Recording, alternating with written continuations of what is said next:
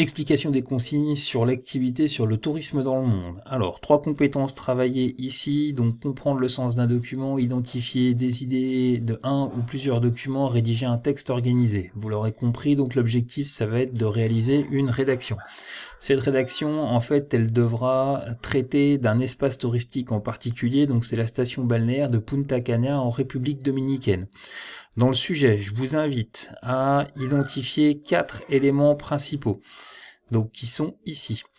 D'accord? Donc, la localisation de la station balnéaire de Punta Cana et de la République dominicaine, comment est organisé l'espace touristique, les raisons qui poussent les gens à s'y rendre dans cet espace touristique et les conséquences du tourisme sur cet espace.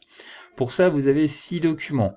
Un premier qui vous montre le tourisme dans les Caraïbes, ça vous permettra de localiser et de situer la station balnéaire de Punta Cana.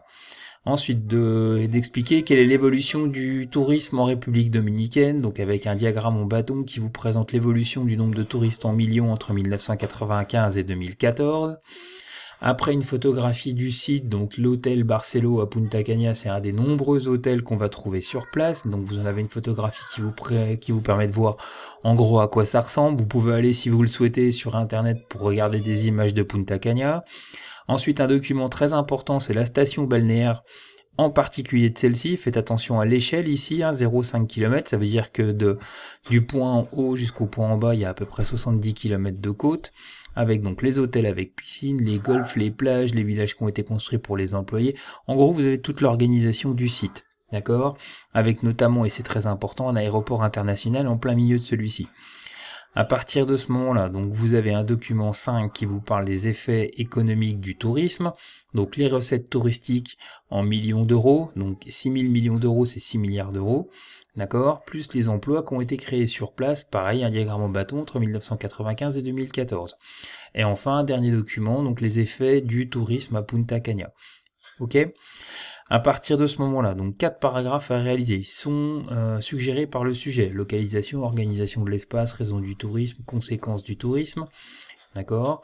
Donc je vous demande de vous poser les questions suivantes. À chaque fois que vous avez un document, ce document il va être rattaché à quel thème? Est-ce que par exemple ce document 1, il va me permettre de voir la localisation, l'organisation de l'espace, pourquoi est-ce que les gens s'y rendent ou quelles sont les conséquences?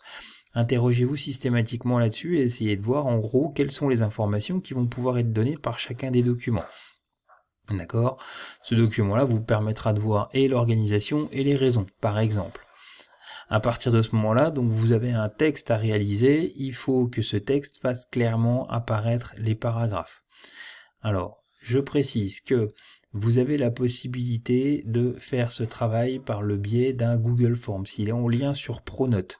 Donc je vous ai remis les éléments, nom, prénom, donc ça vous allez trouver facilement.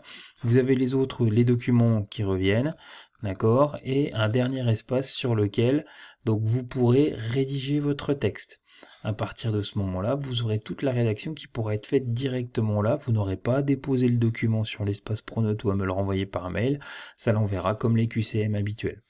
Voilà, vous avez toutes les explications requises pour faire ce travail. Si besoin de compléments, n'hésitez pas à me contacter.